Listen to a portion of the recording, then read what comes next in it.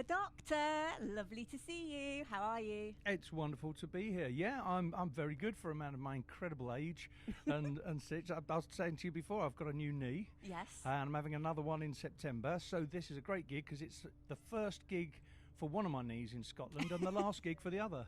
Well, we're very privileged. Yes, I know, to see them both on the stage. Absolutely. Yes. So can you dance, or you've got to be a bit careful? Got to be a bit careful. And the one thing I can't do anymore, because I used to do loads of twisting, and Melissa keeps telling me off on stage because I keep trying to do it and it goes horribly wrong. So I now wear rubber-soled shoes on stage, which stop me and make me remember, oh, I can't do that anymore. But no, but it's absolutely brilliant. I would urge anyone, of our age, it's like a new lease of life, and doing a gig like this at Rewind where you're on and off stage.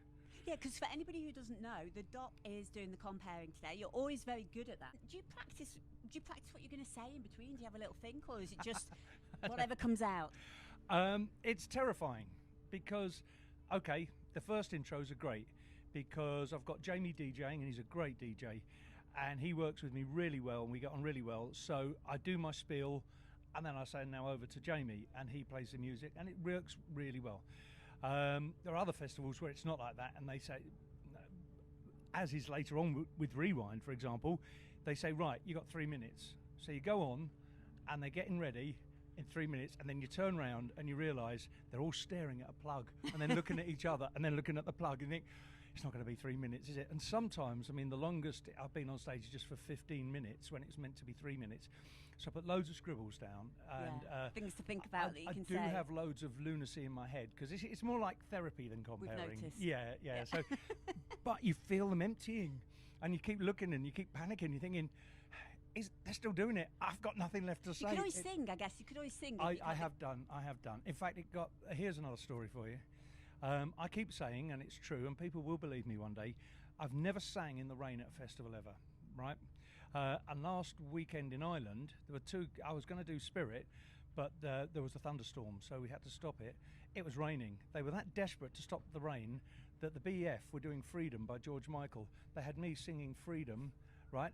I was only singing one word, and when I sang the first word, the sun came out. On it, you ask anybody who was there, that is absolutely true. So there we are. They don't book me for the music. They book you for the weather. Yeah, absolutely, absolutely. Well, Doc, I have some fun questions, as usual, to ask you. I thought you might do. If that's okay. If you're in the audience today, who would you be most excited about seeing? Do you know what? I don't know who's on. No, I do. Go West, I don't. No. I'll tell you who. And without any disrespect to anyone else, is there's one person who writes great songs. He's got an amazing voice. He's a very underestimated and extremely good guitar playing. And I now just introduce him as the master, and that's Midjure. Oh, we love him. Yeah. Fantastic. Yeah, good choice. Sing the first line of the song that you think will get the biggest reaction when you're on stage. When I'm on stage? Yeah. Well, I'm only doing one song. Can you sing the first line? When I die and they lay me to rest. I love you, Doc. I love you. Tell us something that we don't know about you. What do you want to hear? Right. Okay, something I don't know about me. How personal? Really personal. Oh, gosh. Anything you like. Oh, gosh. I like cricket. I was thinking of something interesting. Well, I suppose most people wouldn't expect it, but I was I was listening to the Ashes on the way down, and it's rain sodden, so not very happy. That's going to be one of my questions. What were you listening to? And you were listening to cricket, I'm afraid. Yeah. Okay. Well, not even listening to rain, and I love commentators when there's no. Nothing sport. Happening. Yeah. I love it when they just have to. It's a bit like me on stage, where they just invent stuff to talk about. Yeah. Are you wearing anything lucky today? No, I'm not. No. Oh, in a way I am.